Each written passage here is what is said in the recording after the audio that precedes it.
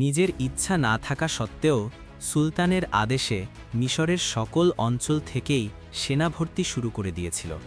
সময় এগিয়ে যাচ্ছে, আইয়ুবীও তাকে একটু একটু পছন্দ করা শুরু করেছেন। নাজি তাকে আশ্বাস দিয়েছিল, সেনাবাহিনী আপনার নির্দেশের অপেক্ষায়। ফৌজের পক্ষ থেকে নতুন গভর্নরকে গার্ড অফ অনার দেওয়ার প্রস্তাবও দিল সে, কিন্তু ব্যস্ততার কারণে তিনি তার এই আমন্ত্রণ মুলতবি রাখলেন। রাত নেমেছে, নিজের কক্ষে দুজন কমান্ডার নিয়ে মদের আসর বসিয়েছে নাজি। মৃদু সুরে বাজছে সঙ্গীতের সুর মূর্ছনা, আর তালে তালে নাচছে দুজন অর্ধনগ্ন নর্তকী।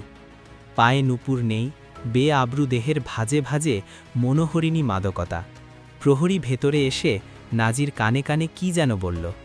মোদির আবেশে মত্ত নাজির আনন্দে বিঘ্ন ঘটাবার সাহস কারো ছিল না, কিন্তু এ আসর থেকে তাকে কোন সময় তুলে নেওয়া যায় প্রহরী তা জানত। উঠে দাঁড়ালেন নাজি। প্রহরী তাকে একটি কক্ষে নিয়ে গেল। সুদানি পোশাক পরে একজন লোক বসে আছে, সাথে এক যুবতী। নাজিকে দেখে দুজন উঠে দাঁড়াল।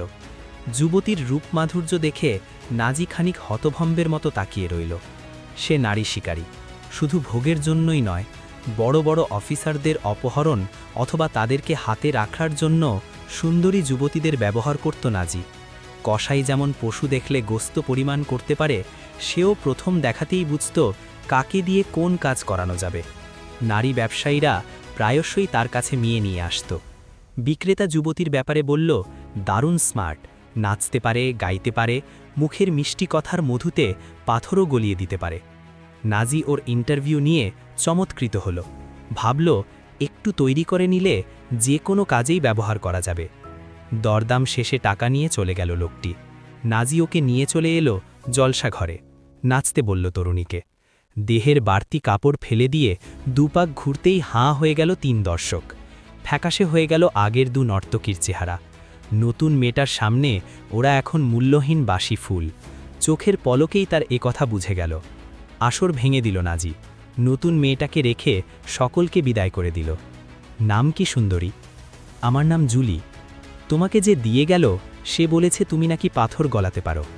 আমি সে যোগ্যতা যাচাই করতে চাই। কে সে পাথর?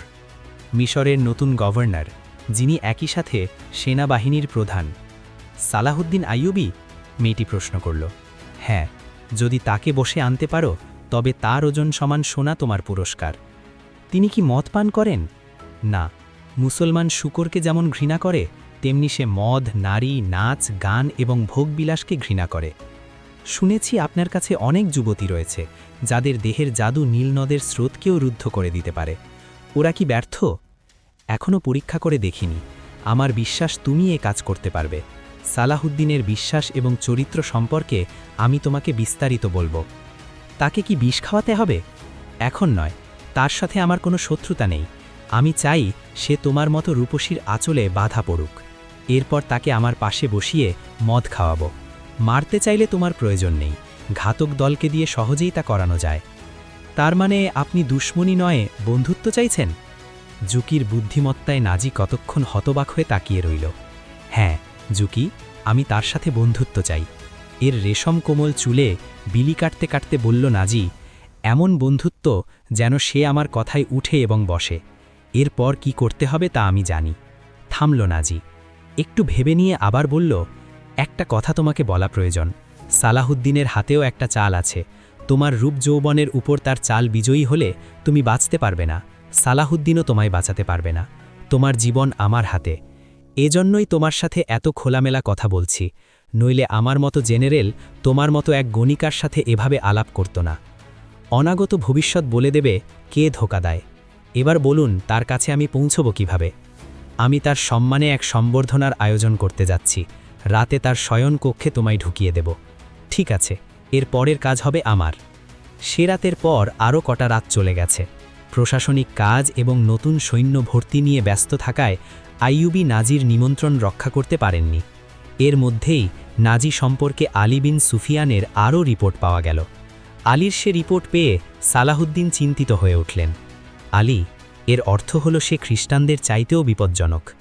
লোকটা মিশরের পোশাকের ভেতর লুকিয়ে থাকা বিষাক্ত সাপ। প্রশাসনের অনেক বড় বড় লোক তার হাতে। সেনাবাহিনীও আমাদের নয়, বরং অন্যের অনুগত।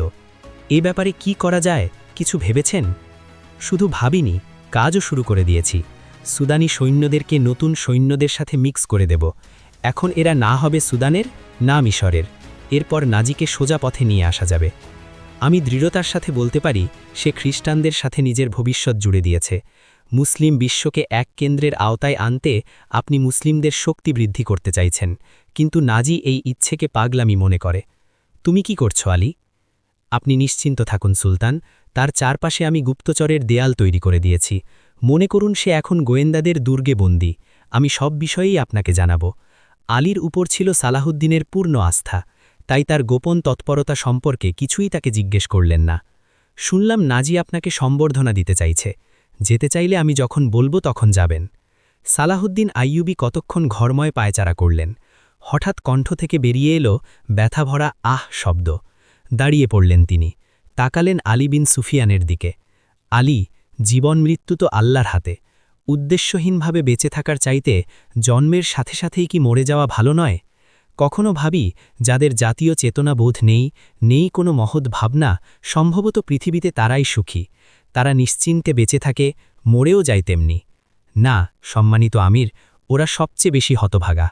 হ্যাঁ আলী, আমি যখন ওদেরকে ভাগ্যবান মনে করি, কে যেন আমার কানের কাছে এসে তোমার কথাটাই উচ্চার করে যায়।